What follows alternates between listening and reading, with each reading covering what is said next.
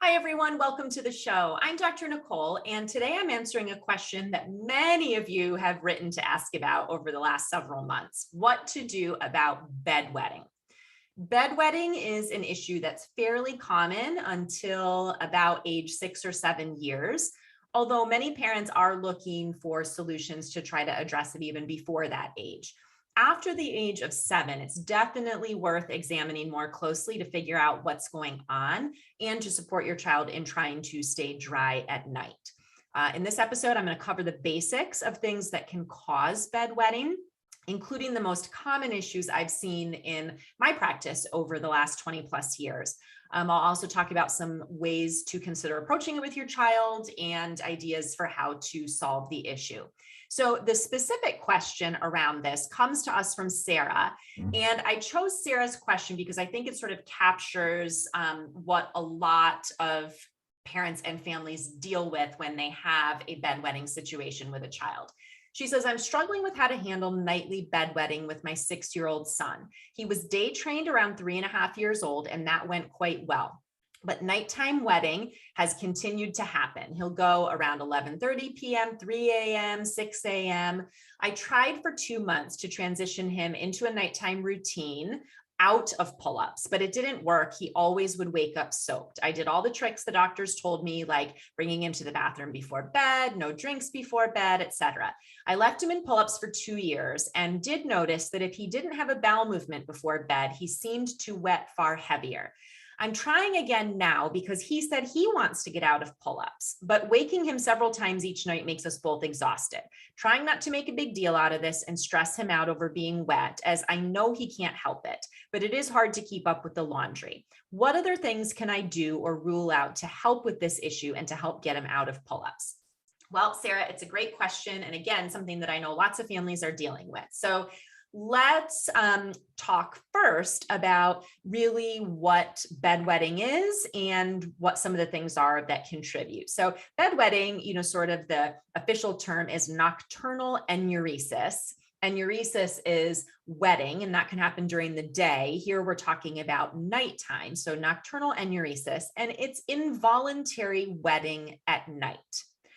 This involuntary piece is super important for parents and for kids to understand, because there can be a lot of frustration, certainly as parents around this, especially as your kids get older. And it can be easy to fall into the trap of feeling like this is something your child can control. This is something that they're doing just because they're lazy or just because they want to make life difficult. And kids themselves can even take on this idea that there's something wrong with them, that they're just being a problem, that they're a bad kid for doing this, or can get really anxious and upset with themselves over why can't I stop doing this? And so it's really important for us all to understand this is involuntary. This is not something that children are doing on purpose. It is not something that if we just give them enough stickers or other rewards, or we punish them enough, or we yell at them enough, or whatever, that we're going to make it go away. And that's important to talk about from the outset of this, because it really frames how we talk about it with kids and how we approach it. As I mentioned, it's still considered fairly normal developmentally until about age 6 or up to age 7. Most kids who have nighttime wetting issues do outgrow it by then. Obviously, there's a percentage of children who don't. The vast majority by the teen years have outgrown it, but it is possible. There still are kids in their teen years, neurotypical kids, and certainly kids with neurodevelopmental issues who struggle with this. So just to give, sort of that idea of developmentally what is typical to expect. So let's think about some of the prerequisites for staying dry at night, because I think, again, this is important to think about before we determine, like, is nighttime wetting actually the problem that needs to get solved here? How are we going to do that? Let's talk about what a child needs to be able to do in order to stay dry at night. And one of the areas that I see as an issue, particularly with kids with neurodevelopmental issues or developmental delays, is their parents will say that they are toilet trained during the day. But in actuality, the child is habit trained, meaning the child, when an adult prompts them to use the toilet, brings them to the bathroom, tells them it's time to go potty, they'll go to the bathroom and urinate. But they are not independently toilet trained, meaning left to their own devices, they're not tuning into their body's signals and recognizing when they need to urinate and getting to the toilet in time to do that. Now, this is really important because that precedes being able to stay dry at night. So a child needs to be actually fully toilet trained, independent with their toileting during the day for them to be very successful with staying dry at night.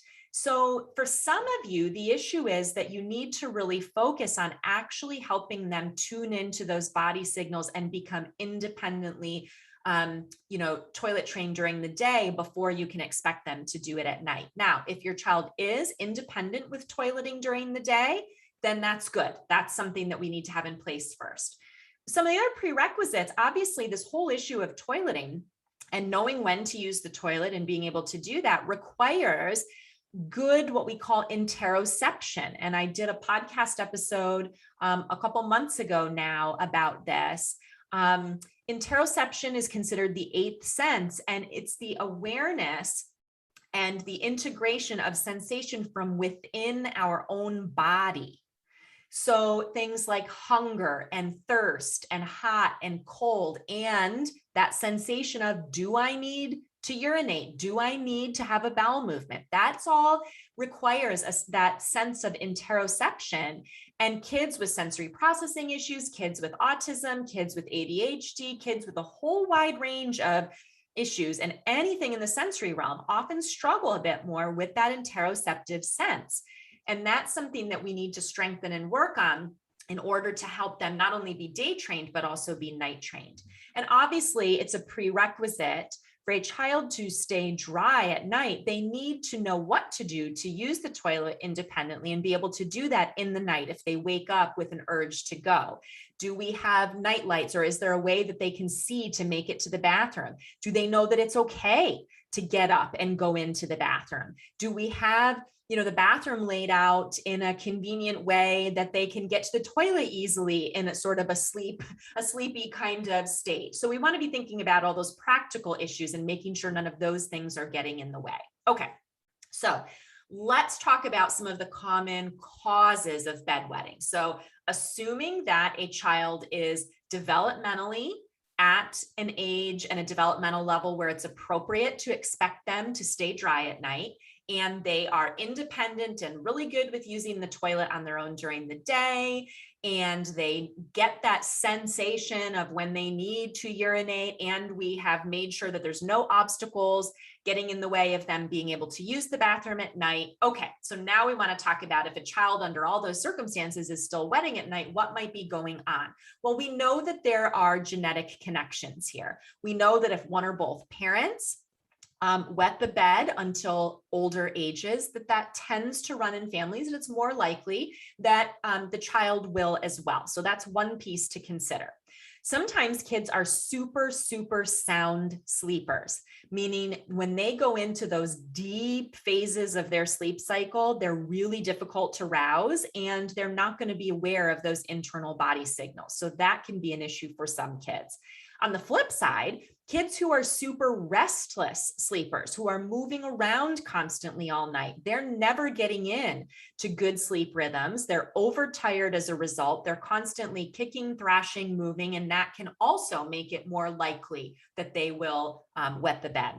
Some children have really small bladders, and that can be an issue that can make it harder, especially in the night during sleep, to make it to the bathroom. As I mentioned, kids with sensory processing issues, particularly interoceptive kinds of issues, are going to struggle more with this. Then we also know that stress, anxiety, those types of issues can play a big role in bedwetting. In fact, if you are a parent with a kid who was dry at night, who was night trained for quite a while, and now all of a sudden is having wetting, one of the things that we look at and think about is, has there been a lot more stress? Is the child more anxious? Has there been a recent major change? Things like a new baby, coming into the home or being born, death of a family member, maybe something traumatic that happened, a major change at school. We know that these things can create a lot of dysregulation emotionally in kids, can create more stress and anxiety, which can cause them to regress in many ways developmentally. And that includes with toileting, both during the day and at night. So we want to think about that. Also, a big one, we want to identify if there's constipation going on. Here's why, because you might be thinking, well, we're talking about wetting at night, not pooping at night. Well, here's why constipation becomes a problem. And in my clinical experience with children, chronic constipation is one of the biggest driving factors behind prolonged nighttime wetting. Day accidents too, for sure, but nighttime accidents, absolutely. And when we resolve chronic constipation in kids, the vast majority of the time, the nighttime wetting resolves too. So why is this? Well, because when a child's chronically constipated, they have stool that is not passing through the colon the way that it should. It's getting stuck in there. They're having bowel movements not as often as they should. And when stool stays in the colon for longer periods of time, it stretches the walls of the colon, and our body's sensory system, the nerves and everything in that area of the colon adjusts to and gets used to having pressure on it all the time. So why is that a problem for wetting? Well, because the way that we know that we need to go to the bathroom and urinate or have a bowel movement is that sudden feeling of pressure or that sensation in our pelvic region that tells us that, oh, I need to urinate or I need to have a bowel movement. When kids are chronically having stool filling that area of the body, they lose that sensation and they're not able to tell when their bladder's full and they need to go. So constipation not only creates bowel movement issues and all of the GI issues associated with that, but can also create problems with day and nighttime wetting. So we need to know if constipation is happening. Now, sometimes people think of constipation, or they're told by their child's primary healthcare provider that, as long as a child has a bowel movement a week, they're not constipated. That is just wrong. Children should be having a bowel movement at least once a day, and it should be easy to pass, shouldn't be painful, shouldn't take them a long time to get it out. It should look kind of like a soft but well-formed brown snake in the toilet. And if that's not what your child's bowel movements look like, and if they're not going on a daily basis, they're going a couple days in between, it takes them a while, it looks more like pebbles, or it's really huge amounts of stool, your child is constipated. And that may very well be one of the driving factors behind their wetting. And so that's definitely something that you want to look at and address. Another issue that I see is chronic urinary tract infection. This can be a bacterial infection, what we traditionally think of as a UTI, but it can also be a yeast infection in the urinary tract. And I have seen several kids over the years with chronic UTI issues, and that makes it very, very difficult for them to night train. Also can make it difficult with wetting issues during the day, but certainly at night. So you want to rule out if that's something that's going on. I mentioned a urinary tract infection that's, a fungal infection, but candida overgrowth, yeast overgrowth in the child's body, typically in the gut, can also be a big problem for wetting. I see many kids each year who have chronic yeast overgrowth in their GI tract, and that can cause wetting issues. In fact, many parents will say to me that that's one of the ways that they know that the yeast is getting to be too high again in their child's system, is because they start to have lots of wetting again at night. They were trained, they were dry at night, now they're having wetting suddenly at night, and that can be an indicator of that. So yeast overgrowth, candida overgrowth can be an issue. Then we've got issues with sleep disorders that can absolutely be connected to wetting, sleep apnea, any kind of airway issue in the night, any type of sleep disorder has a higher connection to bedwetting. So we want to make sure if our child is having any kind of sleep issue that we are getting that addressed, because that may be what's going on with the wetting. Another issue that I see commonly in my practice is children with food allergies or food sensitivities and wetting issues. So these may be kids with frank medically diagnosed food allergy, but often it's the kids I see who don't have food allergies, but they have food sensitivities or intolerances that aren't being treated. And that's creating issues with wetting accidents at night. So sometimes it's gluten. Dairy is by far the biggest one that I see connected with this. To the point where once I've ruled out all, these other kinds of things that I'm talking to you about, I will very often suggest that parents do a 2 to 3 week trial of no dairy or very limited dairy to see if that resolves the bedwetting, because often it will. So dairy is a big one, but it could be sensitivity to any kind of, food group or ingredient. Also, some of the other big ones I see with wetting are kids who are having sensitivities to salicylates, which are naturally occurring in many fruits and vegetables and things, but also very high in food dyes and things like that. So that can be an issue with wetting, and certainly the food dyes and chemicals I have seen connected to bedwetting as well. So if you've ruled out some of these other things and your child is still having wetting issues, looking at the food, allergy or sensitivity / intolerance issues can be super important.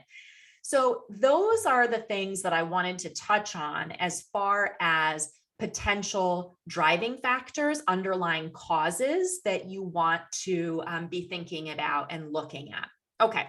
And obviously what we do about it then, the solution is going to be different depending on what the underlying issue is. But I'm going to give you some general types of solutions that can be helpful, again, depending on what the driving factor is. The first thing is we want to make sure we're having good daytime habits with using the toilet. That means making sure that kids are urinating every few hours during the day, that they're not holding it for long periods of time, that they are having healthy urination, healthy response to their body signals all throughout the day. It's also really important to make sure that they are fully emptying their bladder. I see this in particular with kids who are just very active, kids certainly with more, significant ADHD symptoms, kids who are super impulsive or hyperactive. Often they are rushing through the process of using the toilet, barely emptying their bladder. And these might be kids then who it's like, you just used the bathroom 20 minutes ago and now your underwear is wet, or they're constantly going in and using the bathroom. Really important that we teach them to be mindful of their body when they're using the bathroom, that we slow them down, that we have them fully empty. This is really key. And that they're able to use the bathroom independently and do all those good daytime training things that I talked about earlier. So those are some good things that we need to be working on during the day with all kids who are struggling with this.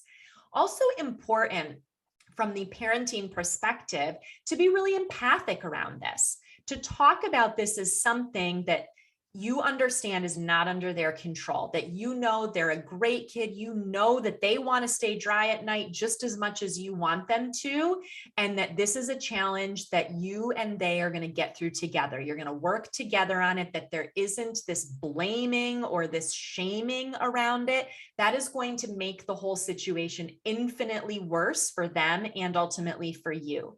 So we want to approach it as a problem that we're going to work together to solve and take blame and shame out of it. We also want to make sure that we're praising their efforts. They may not be dry, especially when you start this, start working on this and figuring out what's going on. They may not be dry in the morning, but we want to praise their effort. Oh, you did such a great job with the nighttime routine of, using the bathroom twice before bed and not drinking liquids. And, you did such a great job with helping me throw things in the washing machine this morning. We want to praise their effort around it, not just reserve our praise for the quote unquote success of being dry in the morning. Something to help in the meantime is to make sure that you are waking them before you go to bed to use the bathroom. This can help, if not eliminate the nighttime wetting, at least can help with them not being as soaked in the morning. So if your child goes to bed at 8 or 9 o'clock, and you go to bed maybe at 11, to just wake them and use the restroom, have them use the bathroom with your assistance before you go to bed. That can cut down on sometimes the volume of urination that's happening in the night, if nothing else. You also want to have a very absorbent mattress pad, obviously a waterproof pad or, zip up sort of case for the mattress. And have something absorbent, have really absorbent, whether it's, cloth underwear or pull-ups or things. This is why, because this is very embarrassing for children, even from a young age. Once they get past the age of 5, they're very, for the most part, embarrassed by this. They feel ashamed by it. And the bigger a deal it is every morning, the harder it is. So the more we can minimize the problems that it causes, the better. So making sure that the mattress stays protected, making sure we have things that are easy to throw in the wash, making sure we've got a system in place where we just don't need to have big drama or a big deal about it. That's really helpful for your child on an emotional level. And remember, we want to keep stress and anxiety around this down, because the more stress and anxiety that a child has, the more difficult it's going to be to resolve the nighttime wetting. We want to obviously limit fluids in the evening hours. Dinner perhaps should be the last time that your child has any significant amount of liquid, and making sure that they're using the bathroom several times then in the evening. There's a strategy that is called double elimination, which means having them use the toilet at the start of the bedtime routine, and then again, right at the end of the bedtime routine, right before they get in bed. That helps to make sure that they have fully emptied their bladder before they get into bed. That can be really, really helpful. And then again, some basics are no caffeine. In my opinion, kids shouldn't be having caffeine anyway, but certainly no caffeine later in the day, because it is a stimulant for the bladder and can stimulate urination. Same with chocolate, spicy things, anything that can stimulate the bladder, we want to avoid as much as possible. Some kids really benefit from a bed alarm system. There are lots of them out there. I don't have ones that I specifically recommend. I've seen families and kids have success with lots of different options. Some of them vibrate to wake the child when the first drop of urine hits the pad underneath them or the sensor in their underwear. Some of them have buzzers and sounds. There's different ones, but that can be really helpful, especially if you've ruled out all of the physiological things. Having an alarm system can help to train their brain to tune into that sensation, or even during sleep, and to wake up and have them use the bathroom. So that can be helpful. And I've seen that even work well for kids with more significant developmental delays, neurodevelopmental issues, as long as we've ruled out other things that might be causing it, to just help to train their brain to be more aware in the night. I always like to have an iron level checked on kids, do an iron panel again, just looking at everything that's going on, especially if they are a problematic sleeper, and bedwetting is a piece of that. Often low iron levels can be an issue. That's something easy to correct. So we want to look at that. I should have mentioned that under potential causes. Some other things that can be helpful: magnesium supplements. Magnesium is very calming. It can relax the system. So if stress, anxiety, those types of things are part of the picture of what's going on, magnesium supplementation can be helpful, especially at bedtime. Some kids do well with an Epsom salt bath, which also then they get magnesium absorbed through the skin, or like a magnesium lotion or spray can also help with relaxation if that's a part of it for your child. I have seen probiotics, beneficial bacteria. Probiotics work well for some kids, especially if we're dealing with underlying causes like constipation, chronic yeast issues, UTI, those types of things. Probiotics can be very helpful part of the solution to bedwetting. obviously treating constipation. So often, parents are told, give your child Miralax. That's a subject for a whole nother episode, but I am not a proponent of daily use of Miralax to keep a child from being constipated. It's a Band-Aid and it can create more problems than it solves.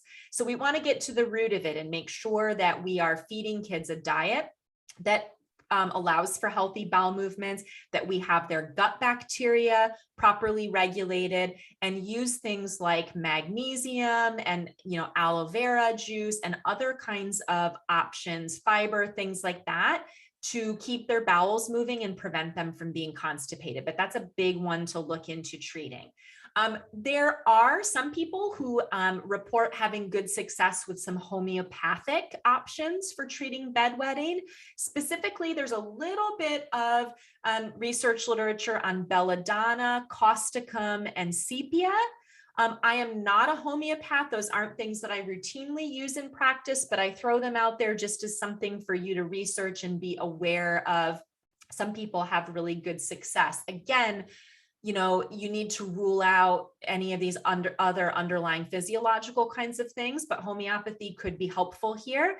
And then kind of along those same lines, there are reports of some families finding that something like chiropractic care, chiropractic adjustments, or even acupuncture have been helpful for their child when nothing else has worked. So those are some options to think about. Medication is available, prescription medication. However, it's not super effective for most kids. Once in a while, I'll see a kid who took prescription medication for bedwetting and it was really helpful. Most of the time, parents say to me that they've done the medication and it didn't work, or that they had concerns about doing the medication because of side effects and things like that. So if if a family is thinking about medication, my approach, as with everything, is that we rule out all the potential underlying things and we try, all the other approaches that make sense before resorting to a prescription. But do know that that is available and something to talk about with your child's healthcare provider if you're interested. So that was a quick surface level kind of run through of things for you to be thinking about if your child is having bedwetting, ways to approach it, underlying causes, and some solutions. I hope that it's helpful for Sarah, all the rest of you who emailed in with a question about bedwetting, and for all of you listening who are looking for bedwetting solutions for your kids. Remember, if you have a question you'd like to hear answered on a future show, email it to support@drbeurkens.com. Thank you as always for listening, and I'll catch you back here next time.